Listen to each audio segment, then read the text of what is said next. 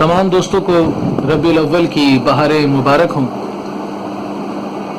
ذات مصطفیٰ صلی اللہ علیہ وسلم کا وہ نور پاک جو ساری کائنات کی تخلیق سے قبل اللہ تعالیٰ نے پیدا فرمایا،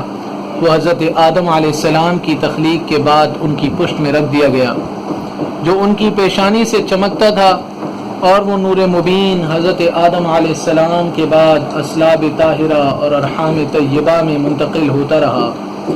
یہاں تک کہ وہ حضرت عبد المطلب کی پشت مبارک میں منتقل ہوا، جس کی وجہ سے آپ کے جسم سے مشک کی خوشبو آتی تھی اور آپ کی پیشانی میں وہ نور چمکتا تھا۔ لوگ آپ کا ہاتھ پکڑ کر جبل شبیر کی طرف آپ کو لے جاتے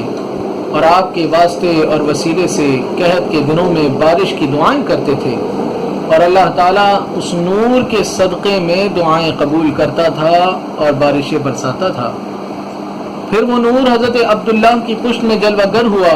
اور وہ نور حضرت عبداللہ رضی اللہ تعالیٰ عنہ کے چہرے سے چمکتا تھا۔ جب حضرت عبداللہ کا حضرت بی بی آمنہ سے منی میں نکاح ہوا تو یہی جمعے کی شب یہ نور محمدی صلی اللہ علیہ وسلم حضرت بی بی آمنہ کے شکم مبارک میں منتقل ہو گیا۔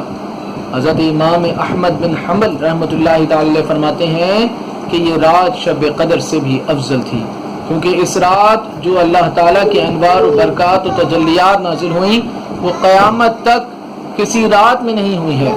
حضرت آمنہ فرماتی ہیں جب تک حضور صلی اللہ علیہ وسلم میرے پیٹ میں رہے، علامات حمل میں سے کوئی علامت مجھ پر کبھی ظاہر نہیں ہوئی،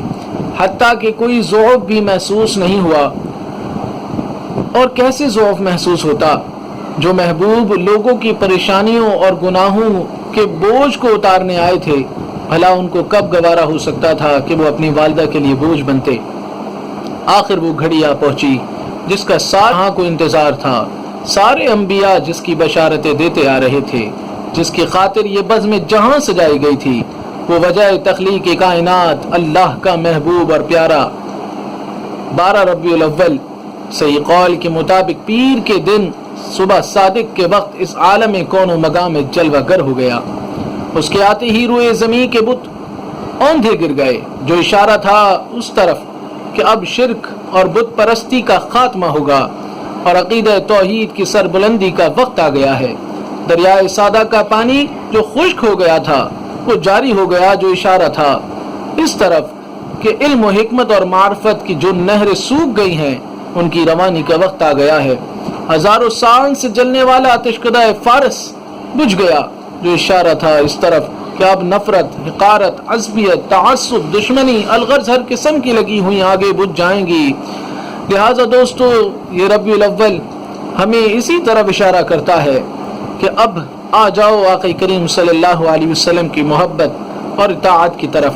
آپ صلی اللہ علیہ وسلم کی اتباع میں زندگی گزارو، تاکہ یہ دل کی دنیا جو بجھ سی گئی ہے وہ روشن ہو جائے اور اللہ تبارک و تعالیٰ کی معرفت حاصل ہو جائے۔